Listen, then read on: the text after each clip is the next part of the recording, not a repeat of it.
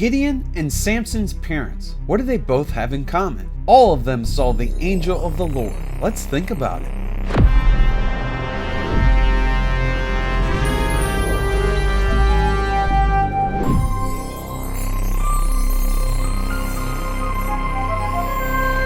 Hey, my name's Justin Harrell. I challenge you to challenge yourself to think about less taught biblical topics. As I stated in my previous video, during the book of Judges, the people of Israel are stuck in a cycle of serving God and forsaking God. When the Lord raises up a deliverer to rescue them out of bondage, many times God shows up in the person of the angel of the Lord. Two such occasions are in Judges chapter 6 and 13, when God calls Gideon and when God calls Samson. There are many differences in the calling of these two individuals. Gideon is from the tribe of Manasseh.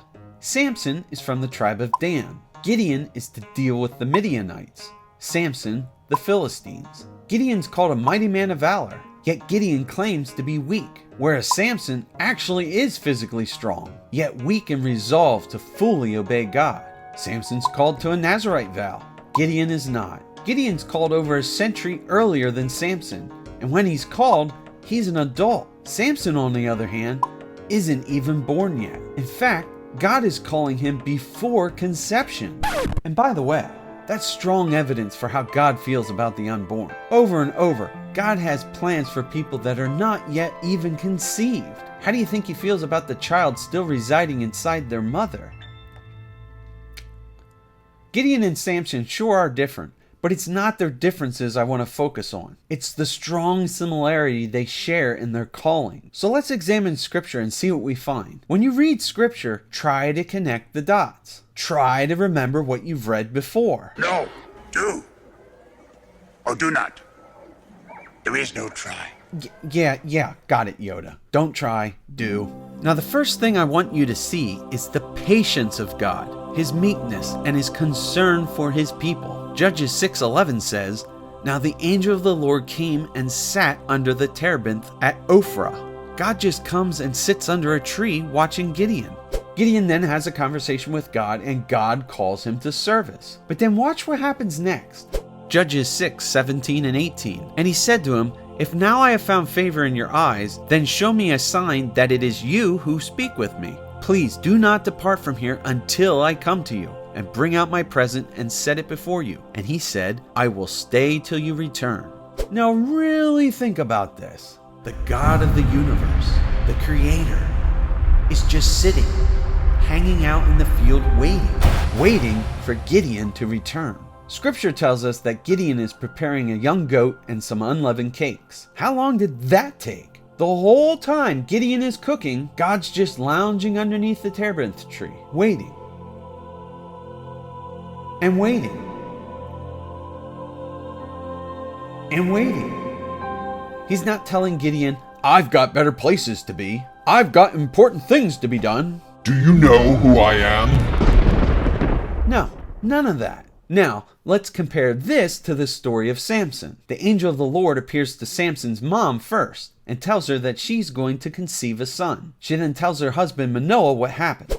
Judges 13:8 and 9. "Then Manoah prayed to the Lord and said, 'O Lord, please let the man of God whom you sent come again to us and teach us what we are to do with the child who will be born.' And God listened to the voice of Manoah, and the angel of God came again to the woman as she sat in the field. But Manoah, her husband, was not with her. God returns for a second visit, but Manoah isn't there, the guy who really wants to see him. The wife runs to find her husband and bring him back. God waited. He didn't leave. Then watch what Manoah says. Judges 13:15. "Manoah said to the angel of the Lord, 'Please let us detain you and prepare a young goat for you.'" It's the same thing as Gideon. Time to get cooking, but God tells him he won't eat it. He needs it to be a burnt offering. So how long did it take to make the offering? To gather all the supplies. God waited.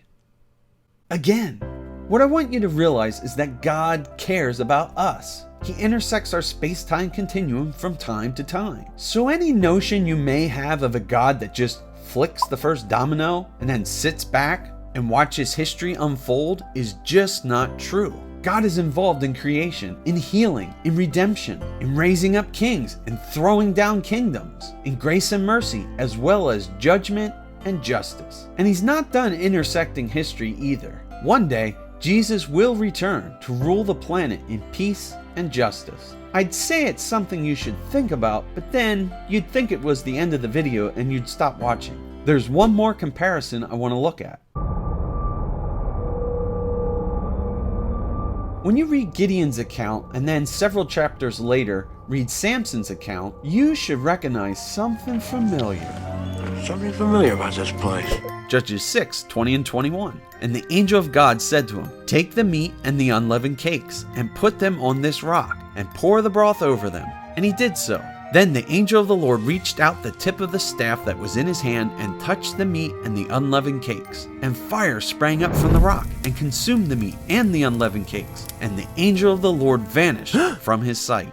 Compare that to Judges 13:19 and 20. So Manoah took the young goat with the grain offering and offered it on the rock to the Lord, to the one who works wonders. And Manoah and his wife were watching. And when the flame went up toward heaven from the altar, the angel of the Lord went up in the flame of the altar. Now Manoah and his wife were watching, and they fell on their faces to the ground.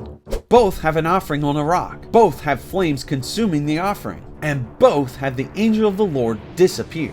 There's so much symbolism here, where do we even start? Daniel talks about a stone that becomes a great mountain, speaking of the kingdom age. Jesus is the chief cornerstone. The Lord is the rock of our salvation. God is a consuming fire. Fire was in the bush that Moses saw. Fire came down on Mount Sinai. A pillar of fire led the Israelites. And Jesus baptizes with fire. The entire offering is consumed. This will happen on Mount Carmel. The entire lamb was roasted at Passover. And Jesus was completely sacrificed for our sin.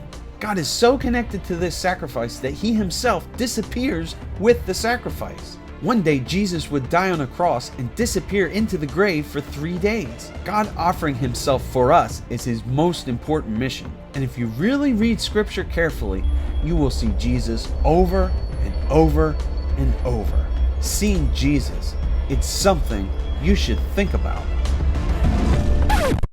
You know, you can't just make this happen.